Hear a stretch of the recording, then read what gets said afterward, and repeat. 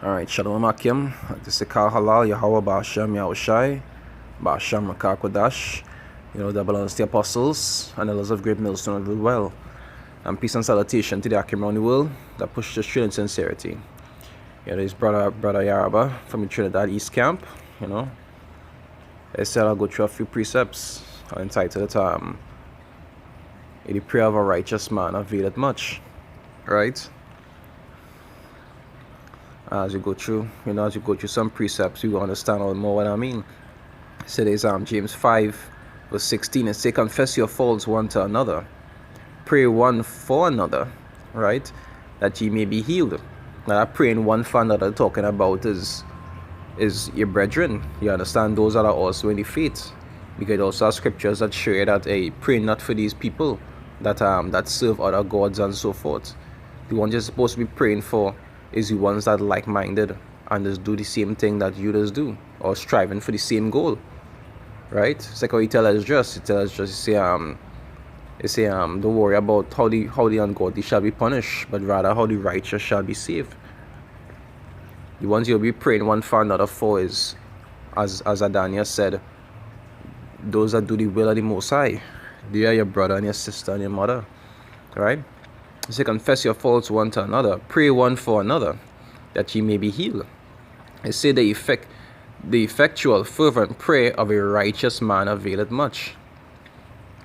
And there's something that people as often get confused. They think that because they might be doing whatever they feel like, and because they just be praying for certain things and getting it, that means that they and the Lord on good terms.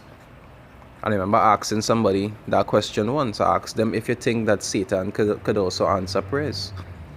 Because really and truly, you'll see that people in this world who just get a lot of things that they want. You have people who just actually bow down to idols, and they just get certain things in life.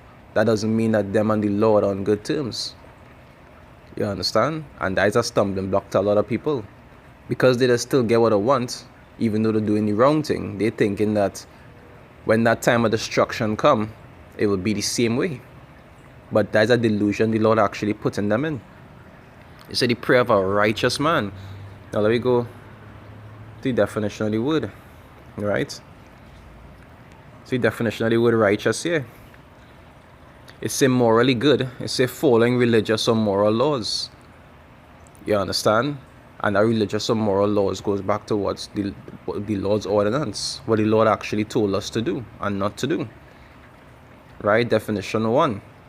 It's say acting in accordance with divine or moral law, free from guilt or sin. That is why even Job was referred to as what, a righteous man, because he was a man that was law-abided. He had faith in the Lord and he used to do the Lord's will, and that is what is actually make you righteous. That is the ones that the Lord has actually be working with. Now with people who just living and doing what they feel like doing and just saying, God know my heart. You understand? But the ones that actually try to be in accordance with how the Lord want them to be. Because that's what righteous is. Somebody that actually trying to live according to the Lord's standard. And wicked is the exact opposite. Somebody that doesn't.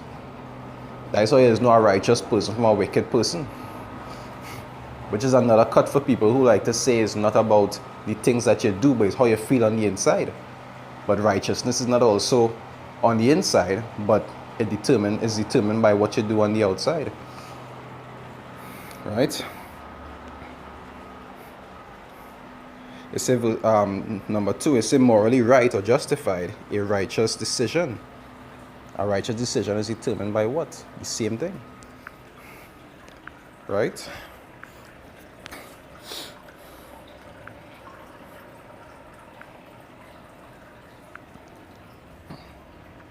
So there's John 9 verse 31.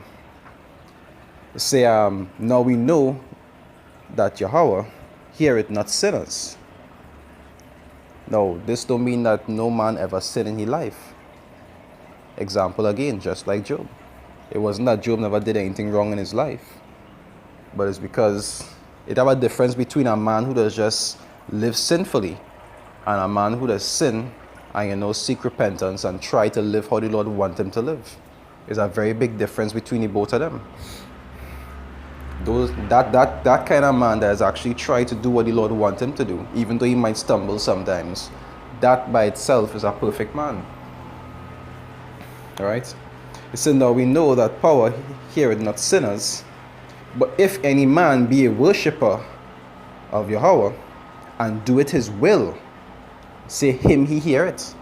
And that is really the ones that the Lord has been working with, the ones that has actually strive to do what he wants them to do. Even though sometimes you mightn't get certain things that you want, and you will see people who live in sinfully getting the things that they want. That doesn't mean that he not on your side and that he just on them side. You understand? Some of them just have their benefits to receive now, and you have to, go through your affliction now, because you in the latter days will get away, and him in the latter days will have to be destroyed. Sometimes that's just how it is. But that doesn't mean that the Lord actually not with you, because the Lord are for them that are for him. I think it's Yahushua Mashiach said that himself. That is what is Matthew 12:30, I believe it is. Yeah, it say Matthew 12:30, it say, he that is not with me is against me. So all these people are actually against him by not following what he tell them to do and living a life of transgression, so-called freedom and liberty. They are the ones that are against him. Even though you mightn't see them being heavily afflicted now, they will have their answer. They will have their things to answer for in due time. And I have a good example of that in the Apocrypha. Say there's Ecclesiasticus 9. I'll start from 11. It say, envy not the glory of a sinner. Because these sinners, there's be glorying in the things that they just get thinking that everything cool. Say, envy not the glory of a sinner, for thou knowest not what shall be his end. Because their end is destruction. Right? You see, delight not in the things that the ungodly have pleasure in, but remember, they shall not go unpunished unto their graves. And when that time of destruction actually come, that is when the scriptures say they will know who is the Lord's chosen. Because that is when all the time they was praying and asking for this and that, when it's time for them to actually be destroyed because they hearken not, that is when the second talk about in Proverbs 1. They say then they will call upon him and he will not answer. Because all the time they was in the delusion, thinking that them and the Lord on good terms. And they was doing all the wickedness and getting away with it and thinking it's a cool scene. And when that time comes now, they'll realize that it really isn't. But that time will be too late for them to actually want to start a change. Right now, the Lord just choosing their delusions. But go back to what I was saying, the ones that the Lord is really hearken on to, or really look after and protect, is the righteous. Right? It said in 1 Peter 3 verse 12, right?